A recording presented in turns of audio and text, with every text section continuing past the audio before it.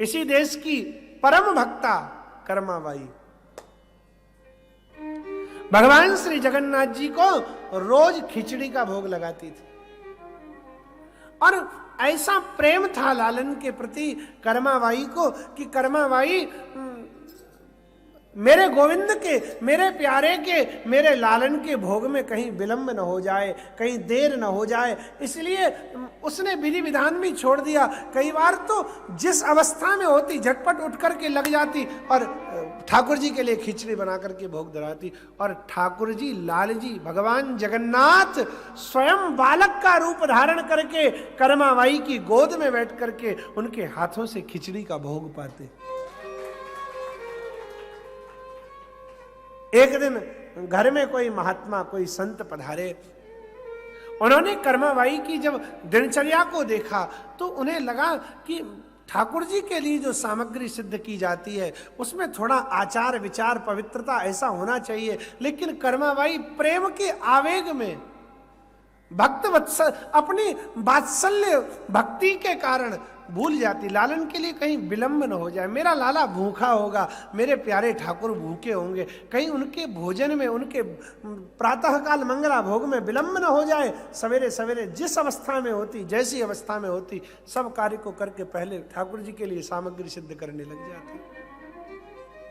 अब जब महात्मा ने देखा तो कहा, कर्मा बेटी, तुम ठाकुर जी की सेवा करती हो, बहुत अच्छी बात है, लेकिन बेटी ठाकुर जी की सेवा में थोड़ी आचार विचार पवित्रता का नियम भी होना चाहिए। तुम चाहे जैसी अवस्था में पहुंच जाती हो रसोई घर में और उनके लिए खिचड़ी बना देती हो।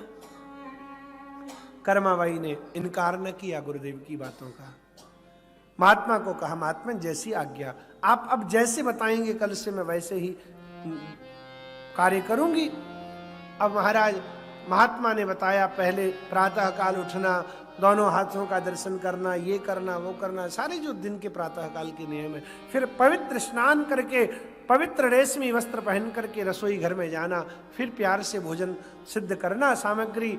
महाराज आज कर्माबाई उसी महात्मा की बताई हुई नियम के अनुसार, क्रम के अनुसार जब भोजन बनाने लगी, खिचड़ी बनाने लगी, तो आज कर्मा जी को देर हो गई, थोड़ी सी विलंब हो गया।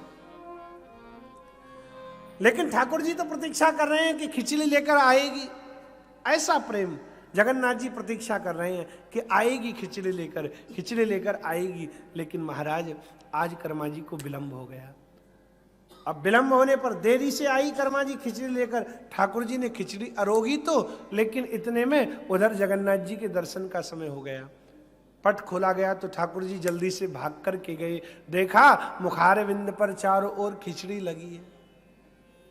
ओहो, अब तो ब्राह्मणों ने, पुजारियों ने, पुजारी भी भक्तिमान थे, ठाकुर जी के श्रीअंग तक जो पहुंचा है उसके भाग्य, उसकी प्रीति, उसकी भगवत भक्ति कहीं नहीं जा सकती भैया।